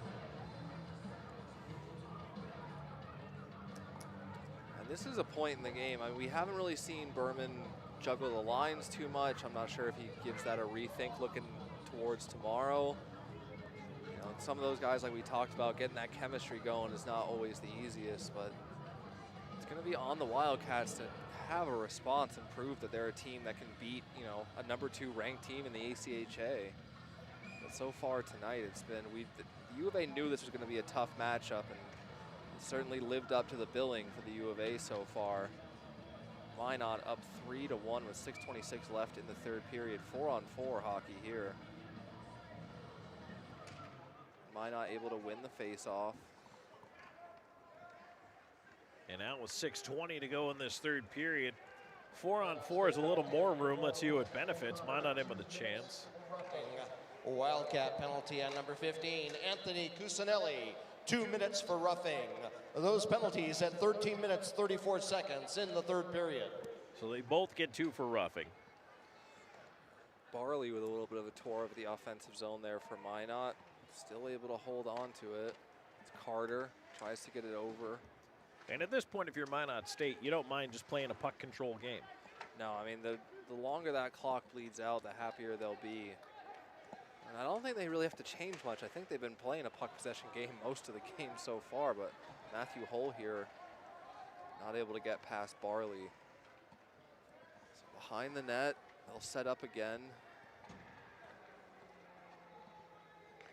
And Arizona still, they're not at a point where you want to overextend yourself.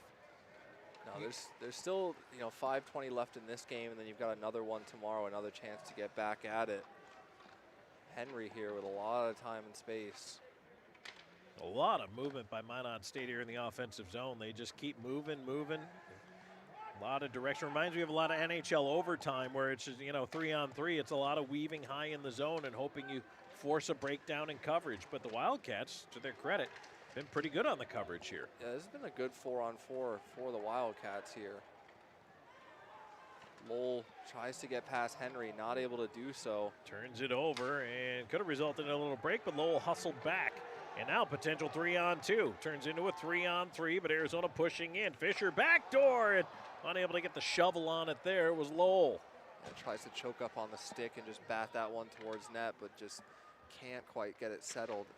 Henry is knocked down behind the net by Selman, and he gets swatted. Now that's going to draw a crowd. And here we go. Anthony took exception to Selman running into him, and Selman was going to be the initial penalty on that play. Then Selman took a swat at him, then went back after him. I don't know if he'll end up with anything or not. I'm guessing not. Probably just be Selman's minor here. Well, considering he got swamped by 3 Minot guys, we could maybe see one matching, but it might just be Selman taking a solo trip to the box. Bit of an undisciplined play there from Selman running into, you know, he didn't exactly crush the guy, but well, I don't think he tried to run him over or blow him up or anything, but he still ran into him. Yeah. That's a bit uncharacteristic from the game we've seen from Selman throughout the season so far, but in a game like this, you can imagine when frustration just can boil over at times, but it's going to be matching here. So we'll stay at 4-on-4. As Jerome takes a seat in the box. That definitely helps. It'll keep it 4-on-4 here and give the U of A with 4:23 left still a bit of hope. It's going to be a meeting of the captains to have a talk with the referee after that.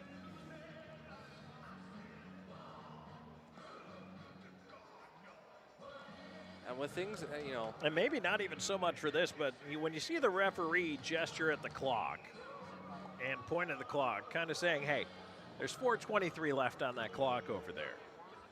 Mind your P's and Q's for the rest of the way. Otherwise, we're really going to start calling some stuff here. And I think that's largely what that chat right there was about. Yeah. This better not get out of hand, or we're going to see a lot more, you know, guys in the box. And you certainly don't want, one, you don't want a misconduct, but you don't want to pick up a disqualification, which is different in the ACHA. If you get a game disqualification, you're out for the next game, which means you wouldn't play tomorrow. Yeah, and if a guy like Selman was out tomorrow, that's not going to increase the betting line on the U of A. He's been such a great player this season.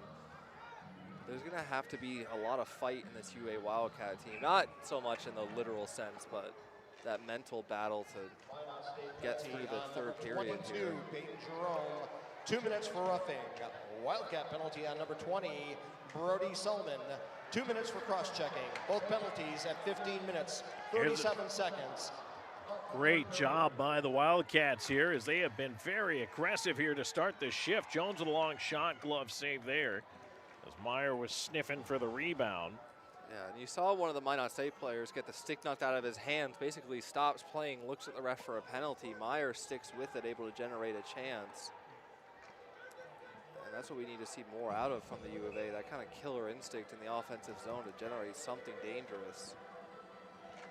Well, still 4:02 left to go in the third period, and again we are at 4-on-4 hockey, which we've seen quite a bit here in the last couple minutes. Yeah, I'm wondering when we'll see Churro take that half skate to the bench, but it's not going to be it on this shift. No, I don't think you'll see it until we get closer down in time, if we see it at all. Banked off the side of the net, and now it'll be taken away by Lowell. And U of A's just going to press. They have to. Here's Hole on the right side. Ascot's going to the net. His shot, save, rebound, and that caromed right past Lowell. And it's fed down the ice. Timor's got a hustle. Both teams trying to change up the personnel quickly here. And Timor out the right side. He'll bank it ahead a little too far here on the pass, and it's turned right back. That'll be handled by Hole as he backs up in his own end. Good burst of speed there, though, from Timor to beat Henry. And that's, maybe what you need to get some of those breakouts, or just those quick one-man breakouts, because the forecheck has been very hard to get any clean passes. Timor tried to leave it at the line for Lusby, but that didn't work out. It'll be sent right back into the far side corner. Hedgecote back after it. 2:52 to go here in the third. 3-1 Minot State. 26 seconds to go on the 4-on-4 situation. Pass from Timor just right up the middle, straight to the Minot defenseman. And they'll settle it down. This one will get over to Robertson. Robertson and tees up a drive, and a left-hand save there by Churro, who was again aggressive out on the angle to make the big save. And now Arizona try to get it in over the line. They're offside, though, so they can't play the puck. That allows Minot State back up the left side, trying to wheel his way in as Metcalf. He is ridden off into the corner. Nice job by Fisher. Fisher getting it up the boards. Wildcats on the attack now. They'll dump it in, a bouncing puck. Anthony will knock it aside. And that puck turned over in the slot. Racing over to the right wing, trying to get to it. And unable to grab it is Shively, looking for a little bit of help. Marquis swept away around the far side from Selman. Carter with a nice little touch pass there, almost springs the Minot forward. Metcalf with another big burst of speed, and that one hits the side of the net. 1:44 to go here in the third. 3-1, Minot State in the lead. And Sebastian Janik is going to head downstairs here for our post-game interviews as the puck is dumped in around to the near side corner. And the clock is ticking on the Arizona Wildcats. Minute and a half to go. Churro out, trying to play that one around. And now up through center. It is flung right back in. So if Churro is thinking about getting out of there as he keeps an eye on the bench, right now is not the time. And again, turned over. And at this point, the Beavers are happy just to keep throwing it down in the corner, hang on, possess the puck. Navrat in with a shot, save! Churro on the redirect in front, and he hangs on. Navrat put it on goal, and there was a deflection right in front, but Churro had that left pillow flat on the ice and is able to hang on. 59.4 seconds to go here in this third period. 3-1, Minot State in the lead.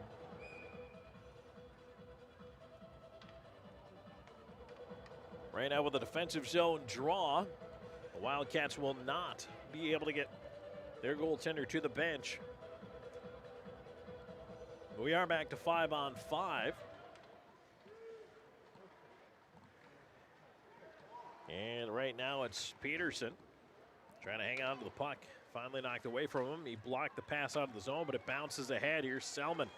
Selman up and had trouble keeping his feet there. Now it's turned over, and 3-on-1 developing the other way for Minot State. And there's a pass in the back door. Nice defensive play there, laying out to block it. Boy, what a play by Matthew Hole. 27 seconds to go here in this one. as the puck turned over at center. But it's kept in, left side a chance, and a glove save. Churro on the backhand there from Cochran as he's able to make that stop. And once again, Churro keeping it a 3-1 game. Now just 18 seconds left to go here in the third. So it looks like there will be no chance to get the goalie out of the net for Arizona.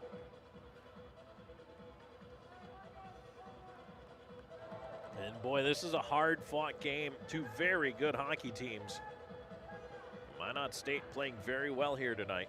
2 for 3 on the power play, a major difference in this one. Puck kept in by the Beavers, wheeled around and right through the crease out the other side. Turned over in Arizona. Maybe time for one more rush here. They try to push it ahead. Timor stepping up on his man, and now Marquis at the horn, throwing a shoulder there into Arnold, and they have words. The linesman stepping in quickly and shooing everybody away. And this one is over. 3-1 your final here.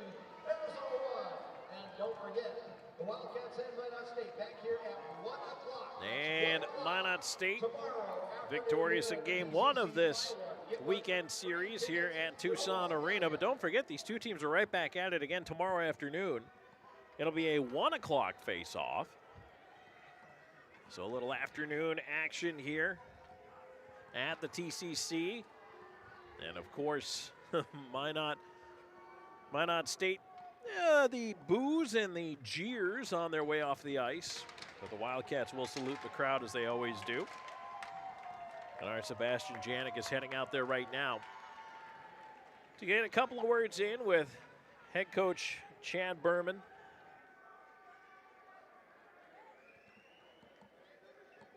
And again, just to recap this game, Arizona had a 1-0 lead. Ziegler the goal in the first period. But Minot State, all 3 goals in the second period, including 2 on the power play. Let's send it down to Sebastian. Berman, tough one tonight. What's the message going into tomorrow? Well, I think the game plan was good. I feel good about the game plan and the adjustments. I thought we played well. I thought we played hard. 5-on-5, we tied them. 2 power play goals is the difference. So we cannot give that team power play opportunities. They're number 2 for a reason. So let's adjust. Let's do it again tomorrow. Should be fun. Awesome. Thanks, Coach. See you tomorrow at 1. Well, they cut the mic a little early there. I think Chad Berman had something else to say, but they shut off the microphone, so that's that. All right, well, indeed, these two teams back at it again tomorrow. 3-1 Minot State with the victory here tonight. Don't forget, it is a 1 p.m. face-off here at the TCC. If you were in the local viewing area planning on coming down to join us. But those power play goals, the difference. So Ziegler, the goal for the Wildcats, but Buckholz, Henry, and Ham for the Minot State Beavers. 3-1 Beavers over the Wildcats. We'll talk to you tomorrow afternoon right here from Tucson Arena. This is Tom Callahan saying good night. Thank you for watching University of Arizona Wildcats Hockey. Visit our website at ArizonaWildcatHockey.org, and we'll see you at the Tucson Arena for the next Arizona Wildcats home game.